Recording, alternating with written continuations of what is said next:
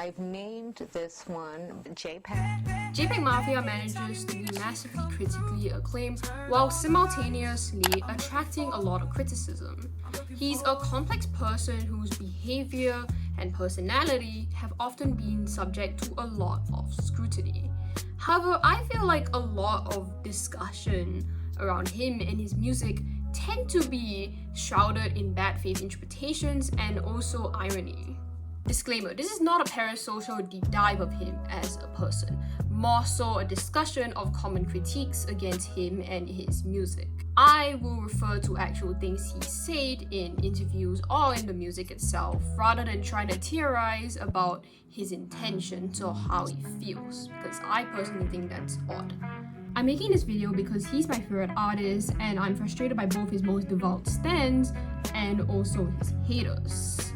If you disagree with anything I say in this video, feel free to nicely discuss it in the comments. Anyways, on to the first point. JPEGMAFIA is racist towards white people.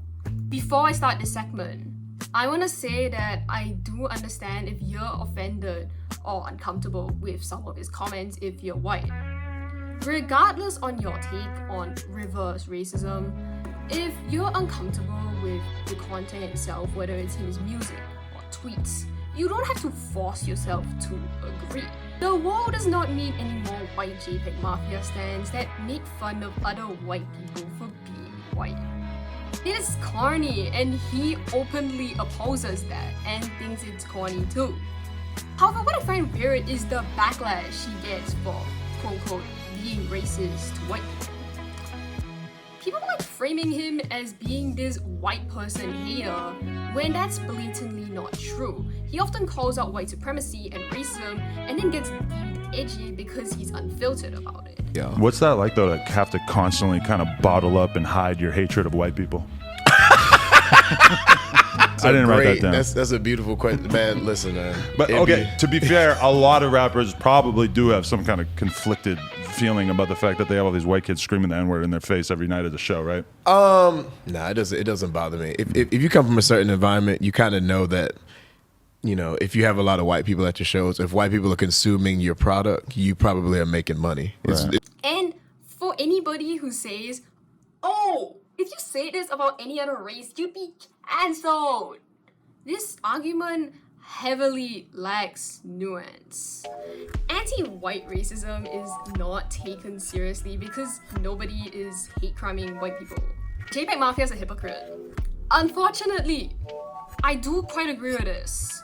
I'm pretty sure that a lot of us know about his controversy with Kanye West in early 2023. He had posted a picture with Kanye West on Instagram, who was wearing a bosom t-shirt. There is levels to this hypocrisy. He called out bosom in 2016 on the track All Caps No Spaces of Black Link Parson. Like bosom, bitch, not me. Prior to this, he had tweeted at Kanye calling him out for making big music and needing multiple producers in order to make said mid music, lamenting the fact that he had not been called to work with him. In the present day though, it seems that he has supported Kanye though. Take this tweet from recently, for example. I think that people overstate his relationship with Kanye. I would think that it was a business relationship at most, considering that JPEGMAFIA had shouted out his work on Vultures and Vultures 2, and not anything else. They probably worked together to make beats once, and that was it. Do I think it makes him hypocritical, as a lot of his music talks about hating races and the alt-right? Kinda.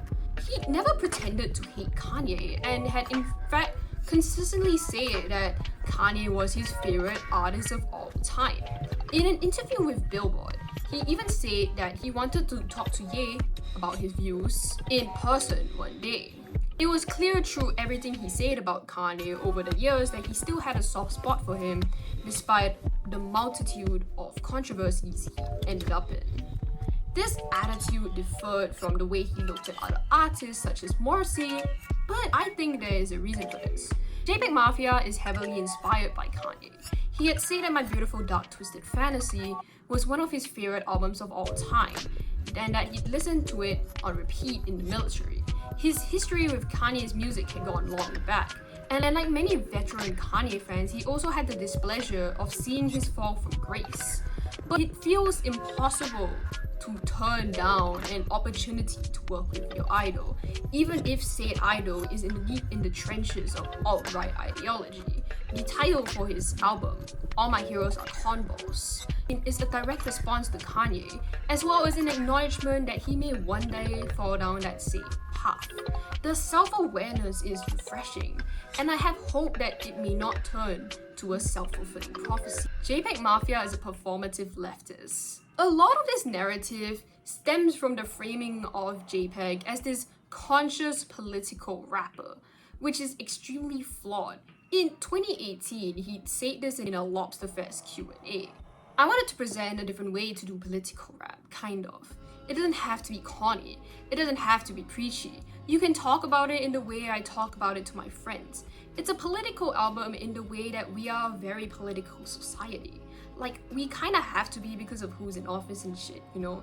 Everybody is more engaged in politics than I've ever seen in my lifetime. Keep in mind, this is in regards to Veteran, the album that is seen as the blueprint for political JPEGMAFIA.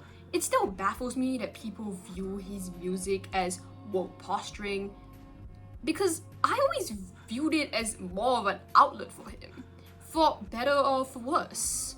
Back when I was much less into his music in 2023, I described him as an artist with great production, with overly self-serving and self-indulgent lyrics. I doubt the aim of him making political music is to be seen as a hero of sorts. Also, why jump straight into leftist grifter? Wouldn't it make much more sense to think that just his circumstances and experiences had led to him making more reactionary music that just so happens to be political because it's about race?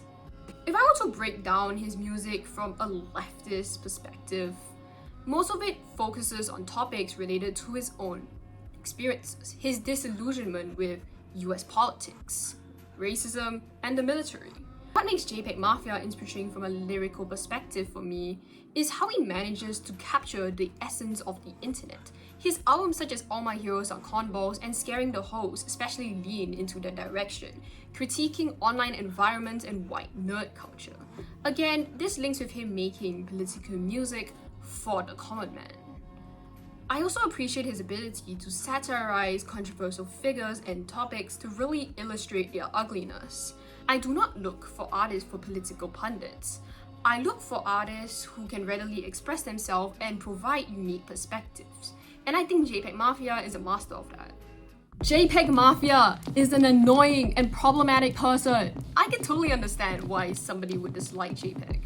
His entire public persona is built on anger and self-expression.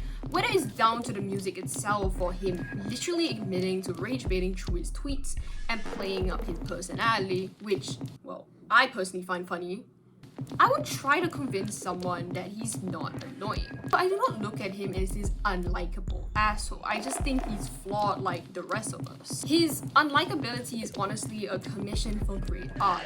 His confrontational and defensive personality is even at the forefront of his music. Basically, every album of his feels like just venting out his anger. As I said in the first segment, this leads to people reducing his music to just talking about his haters or hating on white people, which I think his music has a lot more detail than that. I also don't like people framing him as problematic, as I think it's disingenuous. When I think of a problematic person, I think of someone who said bigoted remarks, or somebody who's shown abusive behavior in the past. I don't think of someone who's kind of mean online. I believe that his public persona attracts a lot of unnecessary scrutiny, though I do acknowledge that it is likely due to how confrontational he is. He's called out so many musicians, politicians, people in general. Of course, people will be quick to turn on him and start looking for things to call him out on, too. And back when JPEGMAFIA's unlikability almost being a draw for me, it is really hard to find unlikable artists who aren't bigots or weirdos in other ways. Sometimes I find myself drawn to unlikable artists in general. I think it is through this unlikability that you come out with novel ideas. If JPEGMAFIA wasn't the confrontational person he was, his music would not be the same. So much of his music is a result of his desire to provoke people, his desire to get people's attention. Overall, I just believe that the discourse around JPEGMAFIA and his music is rather warped. Though I think he's a flawed person, I love his music, and that's what I think is most important at the end of the day. And for the people that say he needs to go to rehab or called crazy, can we stop pathologizing people's behavior? It's gross and dismissive. New Black History has a lyric about it. It's borderline dehumanizing behavior. You can't preach holding celebrities accountable because they're human like all of us, but then chuck stigmatizing labels in response to slightly off behavior. The way that people discuss mental health issues in regards to public figures is concerning. This is an issue way outside of JPEGMAFIA discourse. This is not meant to be me going up on a podium and excusing every single thing he's done just because he happens to be my favorite artist. It is more me defending his right to be a little idiotic without having to jump the gun and call him problematic.